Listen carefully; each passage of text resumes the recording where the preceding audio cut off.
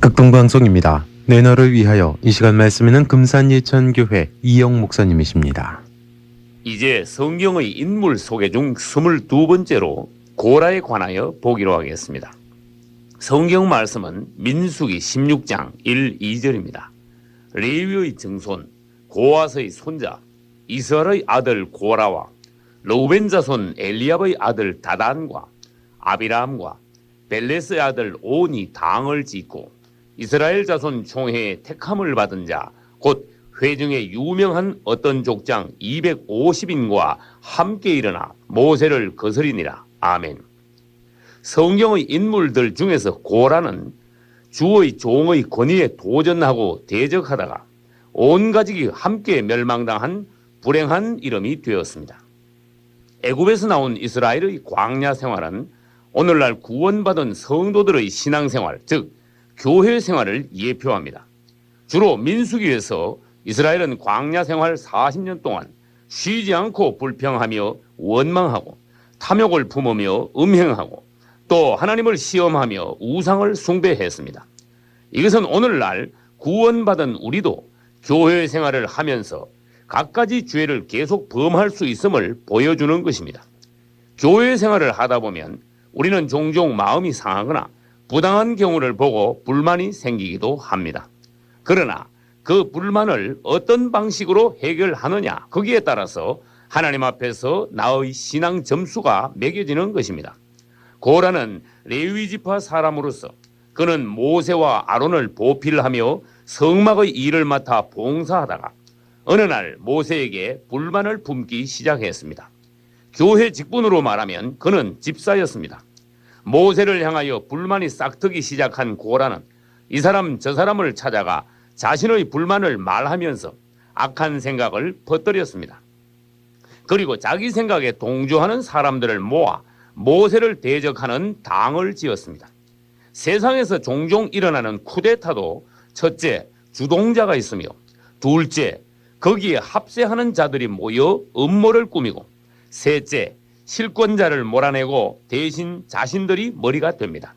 마찬가지로 고라도 다단과 아비람과 온과 당을 짓고 족장 250명을 동조 세력으로 규합하여 일어나 모세에게 정면으로 도전하였습니다.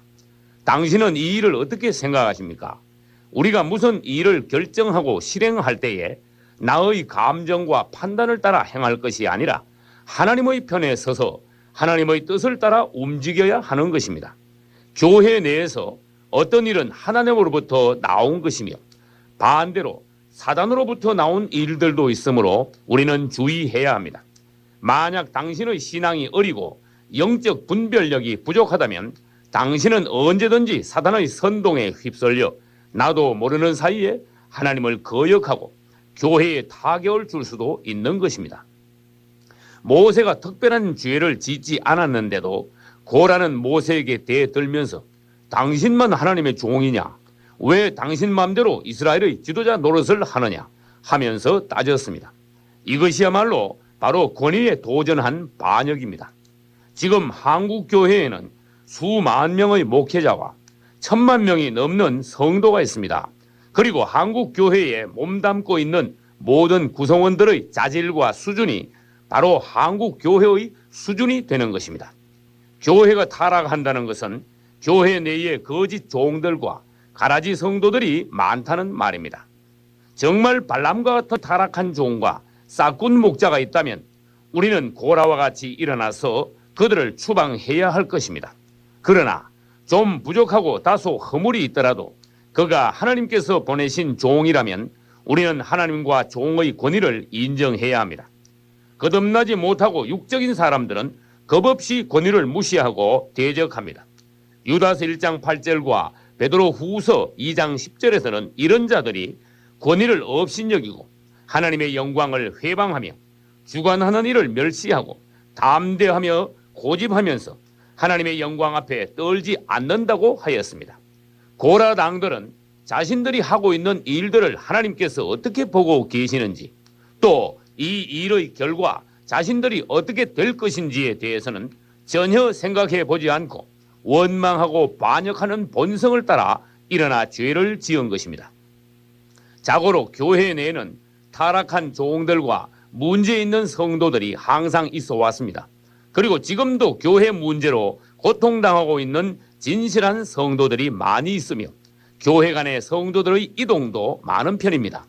당신이 만약 심각한 교회 문제를 만났다면 첫째, 말을 많이 하지 마십시오. 둘째, 하나님께 나아가 충분히 기도하셔야 합니다. 셋째, 당신이 나서서 교회 문제를 해결할 수 있다면 교회를 위하여 십자가를 지십시오. 넷째, 도저히 가망이 없고 교회를 꼭 옮겨야 한다면 말 없이 조용히 하나님의 인도하심을 따라서 떠나야 합니다. 그러나 교회를 옮겨 다니는 것이 당신의 습관처럼 된다면 당신의 신앙은 갈수록 내리막을 만나기 쉽습니다. 그러면 고라당의 반역 앞에서 모세는 어떻게 반응했을까요? 그는 사람들을 대하여 말하기 전에 먼저 하나님 앞에 가서 엎드렸습니다. 모세가 하나님 앞에 엎드린 것은 하나님을 존중하여 이 일을 하나님께서 처분해 주시기를 구하는 것이었으며 또 하나님의 말씀을 받기 위해 기다린 것입니다. 당신도 사람에게 말하기 전에 먼저 하나님께 기도하면서 당신은 하나님의 사람이 그렇게 되어야 하며 하나님의 대언자가 될 수 있는 것입니다.